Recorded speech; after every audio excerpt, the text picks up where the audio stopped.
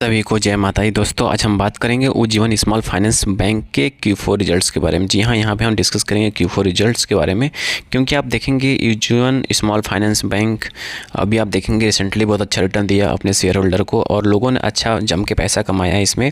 अब देखिए क्या है कि कहीं Q4 रिजल्ट अच्छा आता है तो नो डाउट कंपनी के ये आप कह सकते हो बैंक के स्टॉक में अच्छा खासा मोमेंटम और अच्छा खासा तेज़ी बन सकती है। वही रिजल्ट में थोड़ा सा भी नीचे होता है, थोड़ा सा भी नंबर कम आता हुआ दिखाई देगा तो यहाँ पे सेलिंग प्रेशर भी देखने को मिल सकता है या साइडवेज होता हुआ स्टॉक भी देखने को मिल सकता है। देखिए डिस्क्लेमर ग्रुप में यहाँ पे कोई बाय सेल का रिकमेंडेशंस नहीं है, जस्ट एजुकेशन पर्पस से इन्फॉर्मेशन को शेयर किया जा रहा है और बताया जा रहा है आपके साथ। जी हाँ, 1% के लिए आपको लगता है इसमें कुछ वैल्यू आइडिया मिला है या कुछ इन्फॉर्मेशन मिला है तो आप सब्सक्राइब कर सकते हैं इसी तरह के इन्फॉर्मेशन को पाने के लिए। और क्योंकि यहाँ पे ऐसे इन्फॉर्मेशन शेयर किया जाता है जहाँ पे आपको कुछ नई नई लर्निंग और कुछ नया नया सीखने को मिल सकता है आने वाले टाइम में। तो हम बात करते हैं अभी Q4 रिजल्ट्स के बारे में डिस्कस करते हैं। तो यहाँ पे आप देखेंगे कंपनी का बैंक का जो Q4 रिजल्ट है वो अपने आप में बहुत ज़बरदस्त आता हुआ दिखाई दिया है।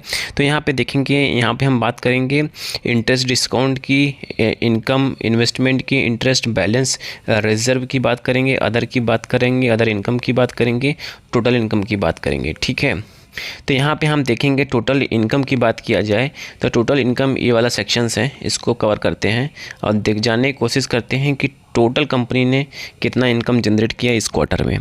तो इस क्वार्टर में देखेंगे कंपनी जो टोटल इनकम जनरेट किया है 2,18,506 के आसपास। वहीं पिछले साल के सेम क्वार्टर में देखेंगे तो 1,84,305 के आसपास। जी हाँ, वहीं पिछला क्वार्टर दिसंबर क्वार्टर से कंपेरिजन करेंगे तो उसके कंपेरिजन में भी इस बार का नंबर अच्छा आता हुआ दिखाई दिया है। तो क्वार्टरली वाइज देखेंगे तो क्वार्टरली वाइज नंबर अच्छा आता हुआ दिखाई दे रहा है। वहीं हम बात करते हैं ईयर टू ईयर की बात करते हैं, 31 मार्च 2026 की बात करते हैं तो यहाँ पे देखेंगे 8,03,897 के आसपास है। वहीं 2025 की बात किया जाए तो 7,20,059 के आसपास यहाँ पे देखने को मिला। मतलब कि अब यहाँ पे आप देखेंगे तो यहाँ पे आपको ईयरली वाइज भी नंबर आता हुआ दिखाई देगा। ठीक है, तो वही हम बात करते हैं। अब हम बात करते हैं एक्सपेंसेस की। देखिए यहाँ पे एक्सपेंसेस क्या होता है, टैक्सेस क्या होता है। जब एक्सपेंसेस और टैक्स भारी पड़ने लगे या बैंक के एक्सपेंसेस अधिक हो, टैक्सेस अधिक हो तो वहाँ पे क्या होता है, बैंक के बैलेंस शीट पे डायरेक्टली इम्पैक्ट आता हुआ दिखाई दे सकता है। वो कैसे दिखाई दे सकता है उस पर भी हम डिस्कस करेंगे। तो एक चीज़ और मैं आपको बताना चाहता हूँ इस वीडियो के ज़रिए, क्योंकि देखिए आप यहाँ पे बैंकिंग स्टॉक को रिव्यू कर रहे हैं Q4 रिजल्ट, तो यहाँ पे आप जब तक NPA को डिस्कस नहीं करेंगे, नॉन परफॉर्मिंग एसेट को, तो बैलेंस शीट्स पढ़ना और समझाना बेकार है। जी हाँ, तो चलिए अब हम नेट प्रॉफिट के बाद NPA के बारे में भी डिस्कस करेंगे। कहीं यहाँ पे नॉन परफॉर्मिंग एसेट का नंबर कम आता हुआ दिखाई देगा तो मतलब बैंक अच्छा चल रहा है, अच्छा परफॉर्म कर रहा है। ठीक है, तो पहले हम बात कर लेते हैं नेट प्रॉफिट की बात करते हैं। तो यहाँ पे नेट प्रॉफिट पीरियड की बात किया जाए तो यहाँ पे नेट प्रॉफिट पीरियड ये रहा नंबर। ठीक है, तो यहाँ पे देखेंगे इस क्वार्टर में कितना आ रहा है, 28,197 के आसपास आ रहा है और पिछला साल के सेम क्वार्टर में अब देखेंगे 8,339 के आसपास आ रहा था। उसके कंपेरिजन मतलब पिछले साल के सेम ईयर से कंपेरिजन करेंगे तो इस बार का नंबर बहुत ज़बरदस्त क्वार्टरली वाइज देखेंगे बहुत अच्छा आता हुआ दिखाई दे रहा है। वहीं हम बात करते हैं ईयर टू ईयर की बात करते हैं तो ये 2025 ईयर टू ईयर की है, ये 2026 की है। तो यहाँ पे 2025 में कितना था, 72,610 के आसपास था।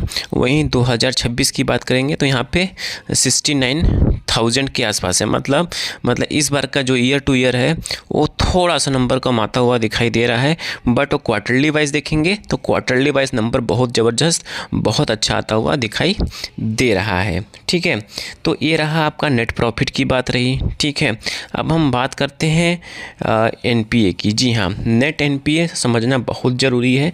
कहीं हम बैंकिंग स्टॉक को रिव्यू कर रहे हैं या बैंकिंग सेक्टर के बैलेंस शीट को रिव्यू कर रहे हैं या समझने की की कोशिश कर रहे हैं, तो जब तक आप एनपीए को डिस्कस नहीं करेंगे तब तक वो सही नहीं माना जाता है, क्योंकि एनपीए ही डिसाइड करता है बैंक के बैलेंस शीट को।